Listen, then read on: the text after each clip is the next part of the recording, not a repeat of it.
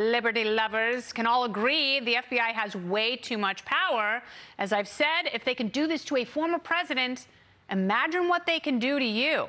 So what can Congress do about it? And will this turn more Americans into civil libertarians? Joining me now, California Republican Congressman and House Judiciary Committee member Tom McClintock. Congressman, welcome back. What do you make of the raid so far? It's very foreign and very frightening from the America I grew up in. That America, we enforced our laws even-handedly. We never criminalized political disagreements.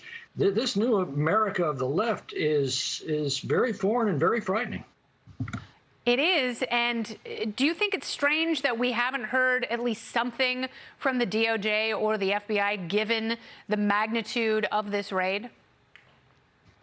You would think if it was something heinous, they'd be at least leaking it. They're very good at leaking things. The fact that we haven't heard leads me to believe that this was indeed over a records dispute, an armed raid on the home of a former president over a records dispute. And there's only one way to interpret that. It's a deliberate message. We can come after anyone for any reason, abuse any power. We can shatter any civil norm. And look what they're doing with it. I mean, threat tags on parents who protest at school board meetings, doubling the IRS that's sitting on 5 million rounds of ammunition for some reason. Yeah. I mean, the FBI's just issued a paper to its field offices saying, if you display the Betsy Ross or Gadsden flags, those iconic American flags under which we won our independence, that is evidence of political extremism. Well, I fly both of those flags on the 4th of July. Are they coming after me next? I have a Gadsden flag sweatsuit that I can't wait to debut. You will absolutely love it. And hey, man, don't tread on me. That's what people are saying when, you know, a former president can be targeted like this, and it better be big. And if it is big, then, you know, it's like high fives all around. Let's go hit the showers, fellas.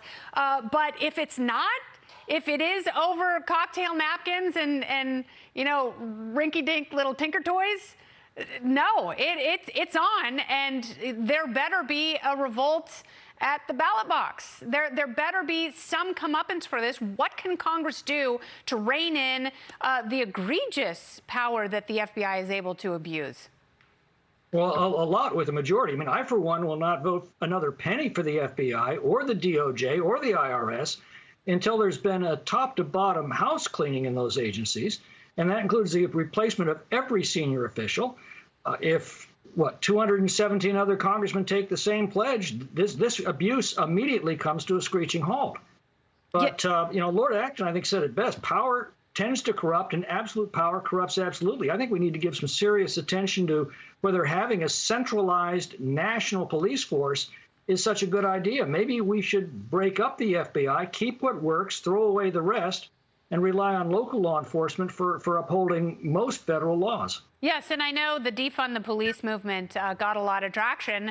I'm not calling for that for federal law enforcement and not the FBI, because I know there are good agents out there. I know people work really hard, and it's a difficult job to get. But if nothing else, we should at least audit the FBI. And I agree with you. Senior leadership, if they're going to abuse power this easily, you know, it's like, I always go back to the story about those poor gymnasts, you know, the dozens and dozens of young women who were abused over the years because a lazy FBI agent who was running cover for someone decided to put testimony in his desk. So this doctor was left to reoffend more and more young, trusting, vulnerable women. You know, that's what the FBI has been doing. The FBI has been withholding information and FISA warrant requests about, you know, Carter Page working for the CIA. They leave things like that out for political gain.